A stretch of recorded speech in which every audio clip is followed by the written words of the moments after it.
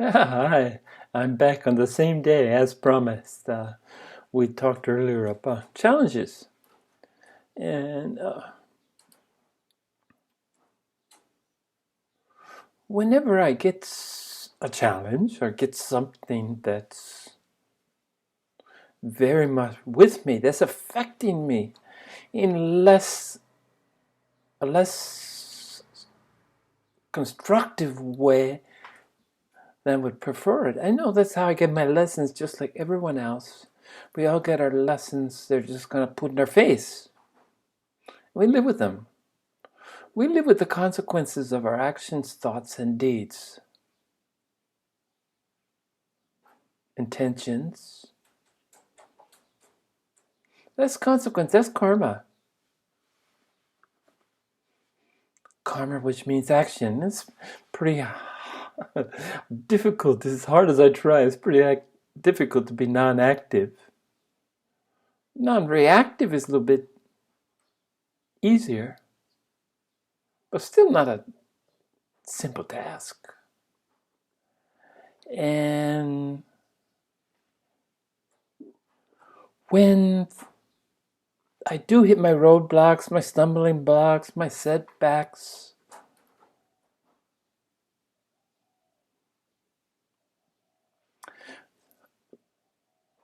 conditions consequent on my response to said conditions.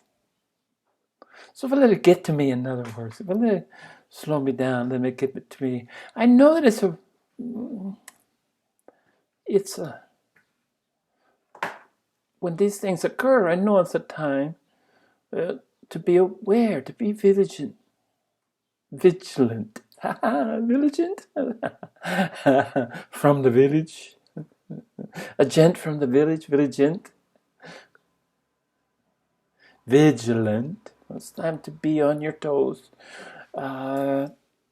When you're feeling less than whole, less than you deem optimal for your most productive, especially as a teacher, more productive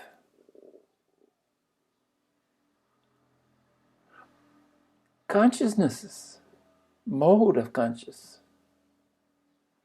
And I was talking about said vulnerability in the last video that I did a few hours ago. Took a nap. Took a nap in between. Wanted to sleep on it, dream on it.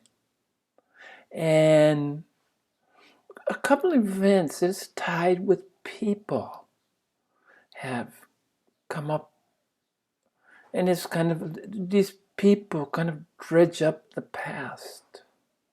And it's a reminder of, first of all, probably failures in your part of upholding a relationship, failures of your part of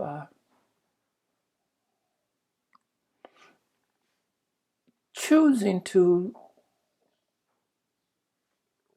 respond in the most appropriate manner, and the most appropriate manner is that which directly leads to furthering your spiritual endeavors, your efforts at first, curiosity, wanderings, to searching, to effort, to discovery of the effortlessness, the ordinariness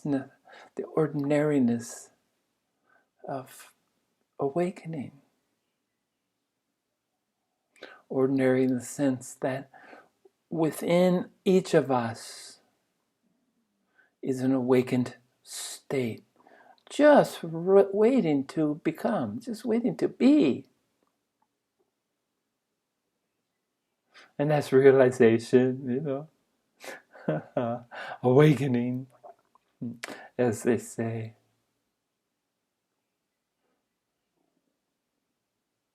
Awakening It's not awakening from a dream, it's awakening to the dream.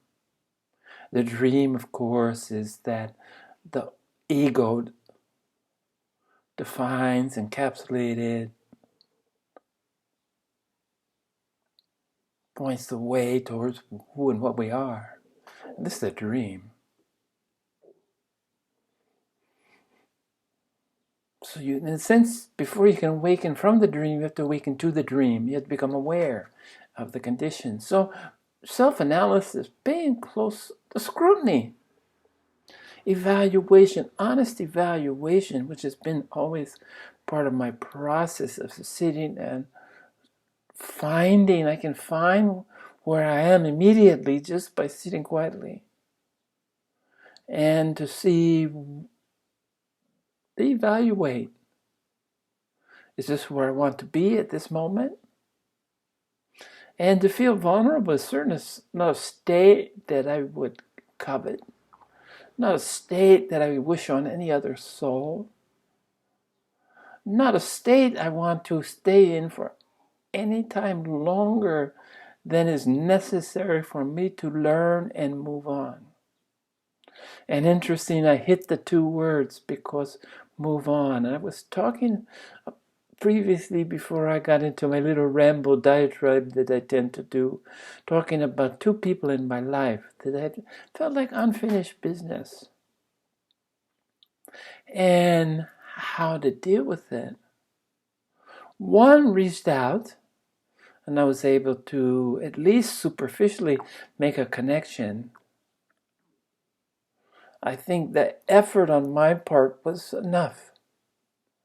And there's nothing to really that remains to be said between this individual and myself other than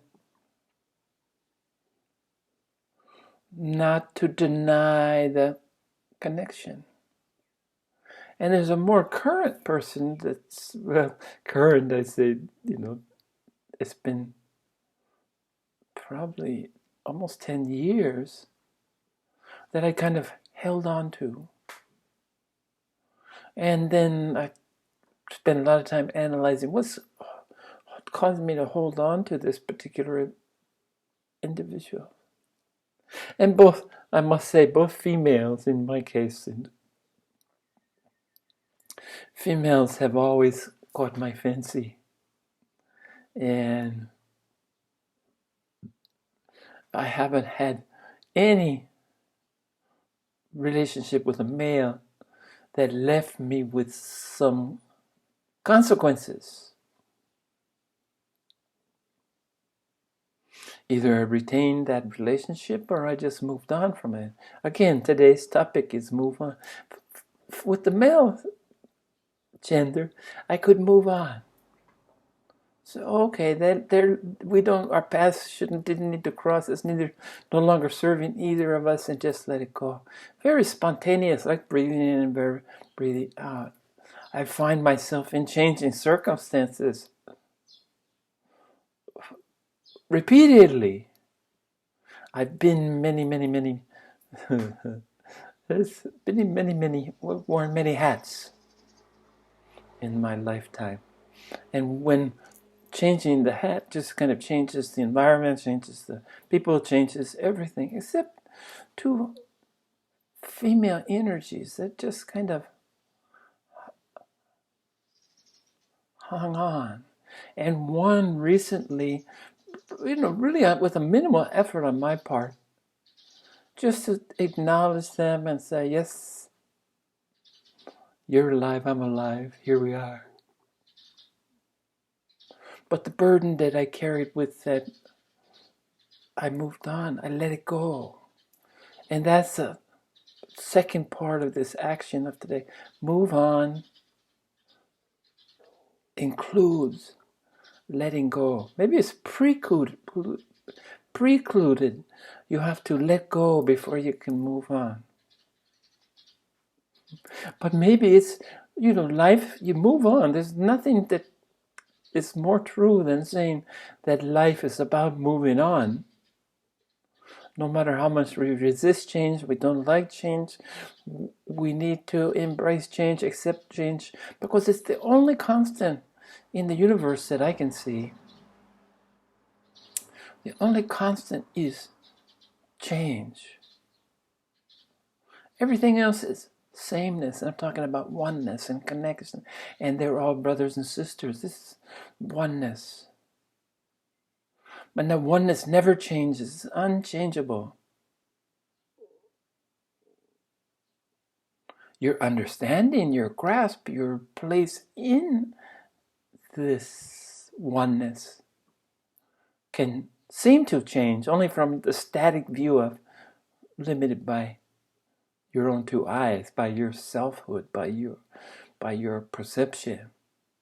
But it didn't change. But it seems the conditions surrounding my life are in a constant state of change, and I haven't encountered any lucky soul that's found some magic formula to escape this change. It's an undeniable change. But whether or not I think move on is more of a effort. Maybe let go. Let go. I love everything about letting go. Just let the shoulders go. Let the worries go. Let the judgment go. Let the jealousy go. Let the fears go. And the interesting thing about letting go, it's you have to surrender. You have to make a conscious effort of surrendering in order to let it go. Many find it impossible to let it go while they're moving on. So, what about when it's undeniable that you're moving on, but you haven't let go? And that's the latest one. I've reached out, and my favorite method of communication, other than this, I love this one-on-one with you I love YouTube. I just signed up for YouTube Premium, just in appreciation of what that they've offered me this platform for a couple years. Hasn't cost me anything except time and effort. So I recently became a premium subscriber, and that's great because this is not a it sounds like a sales pitch, but it includes YouTube Music.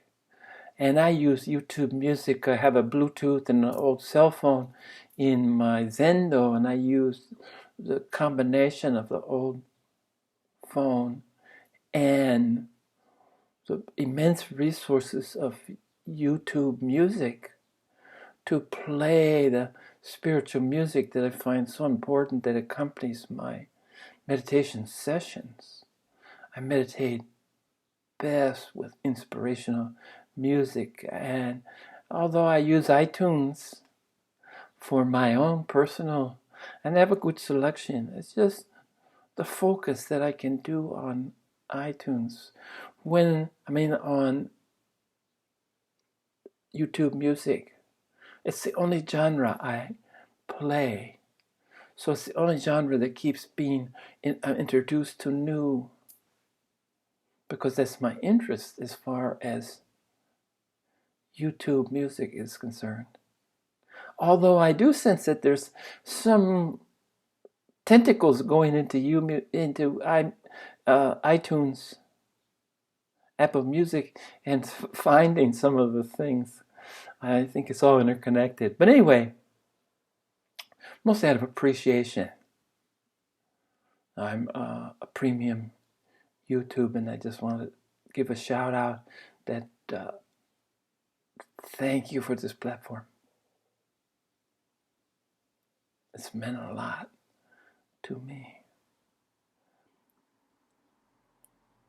So now I'm off track, but I can go back to it. It's about perhaps I move on, perhaps, but no, and definitely we all move on. That's a given. Everything changes, and changing, with things changing, you have to move on. You can't do anything else. Just take a deep breath and move on. But let it go. So I reached out. I know where I got in this diatribe because I don't like talking on the phone because I can't see the eyes. I gotta see the eyes. I'm looking at your eyes right now as I'm talking to you. But on the phone, somehow I don't feel that connect to the eyes. And since the eyes are the tellers of truth, since I read eyes, since I see everything I need to see in the eyes, talking on the phone is just never, doesn't work for me. I don't like it. But texting is fine. And almost 100% text. There's very few individuals that I will speak to on the phone. Distance, there's two brothers in California, two brothers from different mothers that I like to talk to.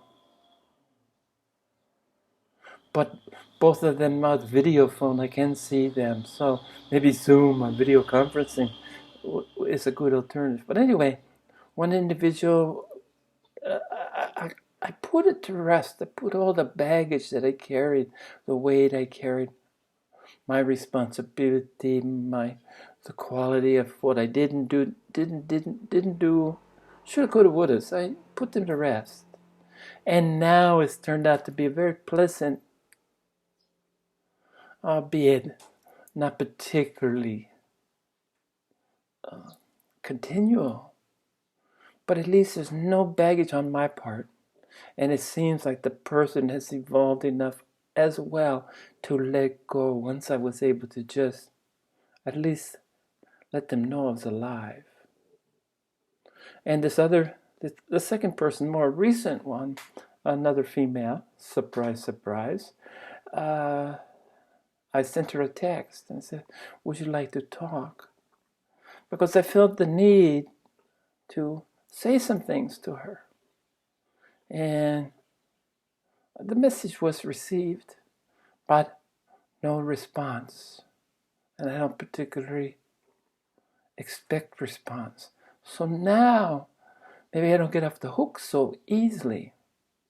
Maybe it's up to me, without her, without saying the things I want to say, that would maybe help but free her if she has any old ties, but certainly help me because I have old ties that I moved on from, but I haven't let go.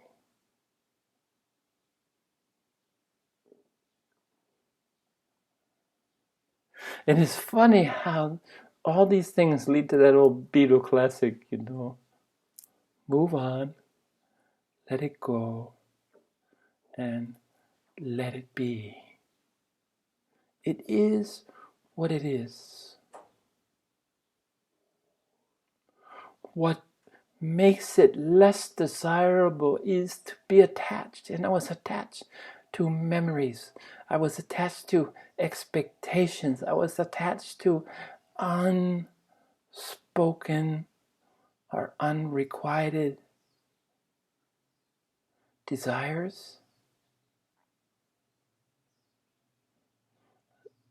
Never got the fulfillment that I sought, and that I still believe that this relationship was, it was, as they say here, Yuan Fin, from the heart. There was some kind of connection, and whether I know she feels it, whether she is in a space, God knows what's going on in her life. Is she in a space to deal with this connection, or would she just rather keep on keeping on, keep moving on?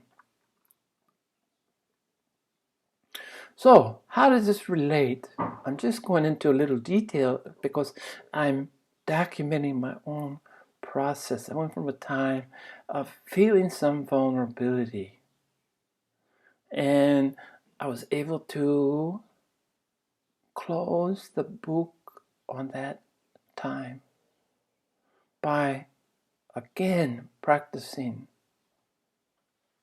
all the things that lead me to freedom from karma, freedom from my karma, freedom from karma that I absorb from simply being around people.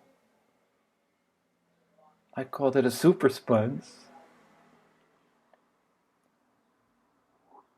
Being able to resolve that, and resolve it means how do you dispose of it appropriately, properly. You don't bury it inside because that's cancer. You don't let it burden you physically. I carry everything in my stomach, for better or worse, and suffer from indigestion. But there could be a lot worse penalties to pay for storing, trying to store. I used to keep it on my shoulders, but letting it go was more about almost a muscle relaxant. Being medicated, let it go. Just I feel the tension in my, and it just do a few wiggles like this, but it doesn't help the stomach much. So, along with this, times of vulnerability, accompanying it was digestive troubles. And digestive troubles for me was number one, from eating the inappropriate foods, eating foods that I know are not the ones that my body takes kindly to. Carbohydrates, fruits. Having been a long time vegetarian for 30 years before this last 10 years of being a carnivore, primarily chicken, not much, no beef, and very little pork. And it just suits me. But it's interesting that vegetables, raw vegetables, have such a negative effect on me. I just can't digest them. And I can only take limited amounts of even cooked, steamed vegetables. Still struggle with vegetables digestively. And when I'm having a struggle with anything, it's a red flag. It tells me that cease and desist. That continued consumption of these things is not good for me. Just will set me back. And the liberation from me is being able to just let them go and move on. And it's pardon me, but part of the digestive system is about moving on, right? In and out. Moving the food from the mouth and the taste buds and the stomach and the lower digestive tract. So even my digestion problems are about moving on, just as my mental, emotional attachments to people or places or things of the past. For me, it's people and two particular individuals. Female. Beautiful, beautiful females, as it turns out. I don't ask me to explain that. I don't think it's. I think it's understandable. Uh,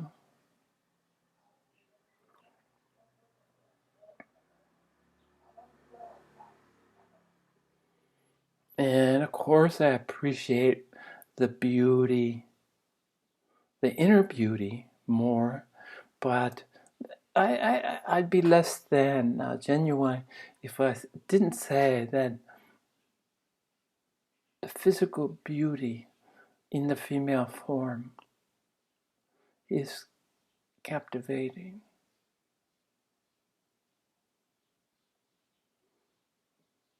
Just to be appreciated like a fine musical piece or a beautiful artwork. A beautiful woman is a work of art. But for me, of course, it has to be much deeper. I just happen to have a particular spiritual connection with these two women. It was harder to put it to rest.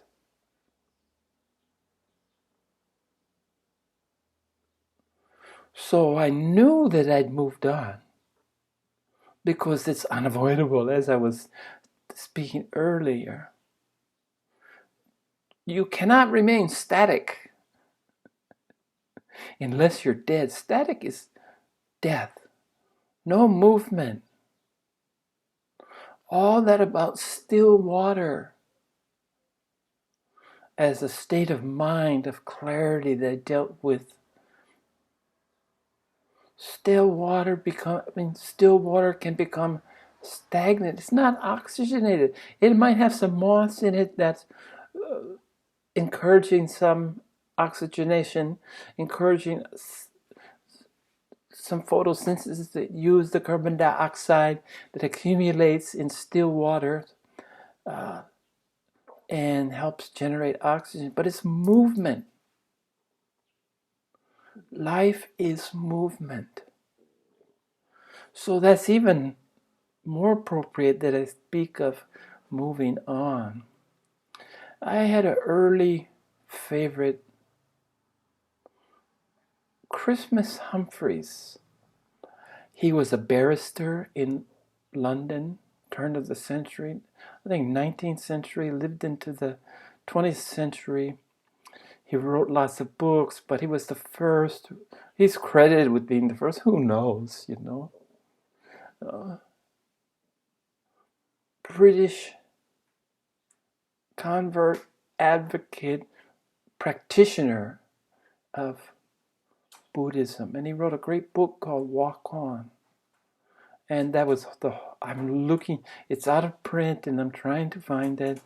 I'd love to get my hands on it again, just to be renewed, because this was from 40 years ago till now. It's had the impact, and it seems like it's really appropriate for me right now.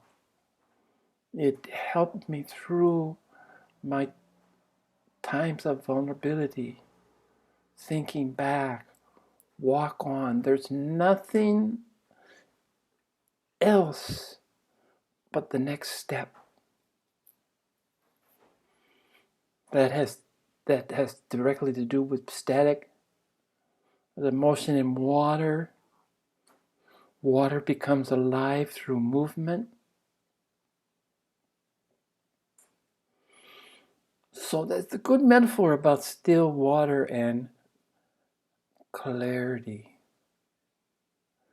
But I documented my process and my struggle with clarity, considering it only meant, assuming that it only meant to see the bottom of the pine, to think clearly.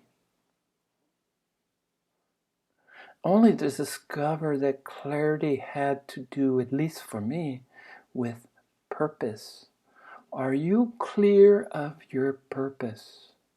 And I've always been clear. I always longed, worked, yearned to reconnect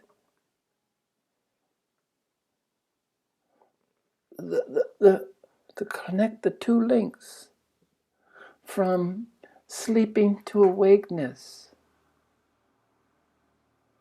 to understand there's something missing that I always knew and always would know and always will know and always should know and always could know.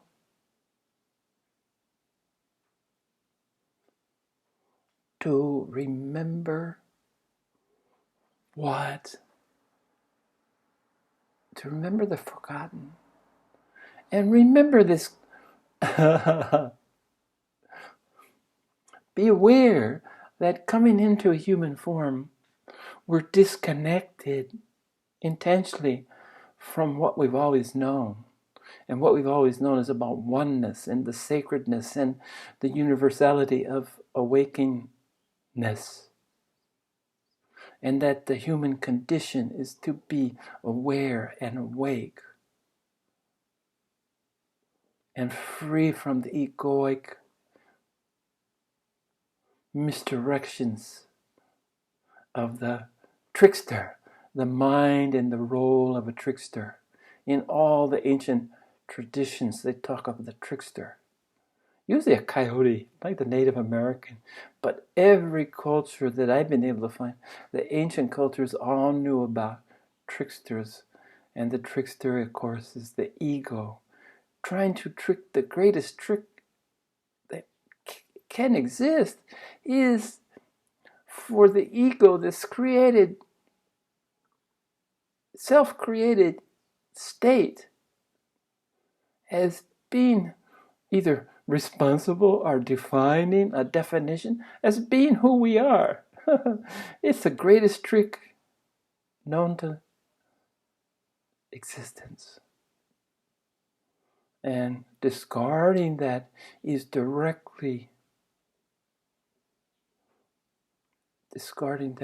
essential for remembering the forgotten, because it only gets in the way, it only confuses. It's all the what ifs. What now? What's going to happen? The fear. It's the source of the fear, and we need to walk away from the fear. So I'm sharing with you, all in the course of a week, I've gone from feeling very vulnerable to acceptance, to say, okay, so what? Move on, only to let go of the sources for this what forces compare things to allow itself to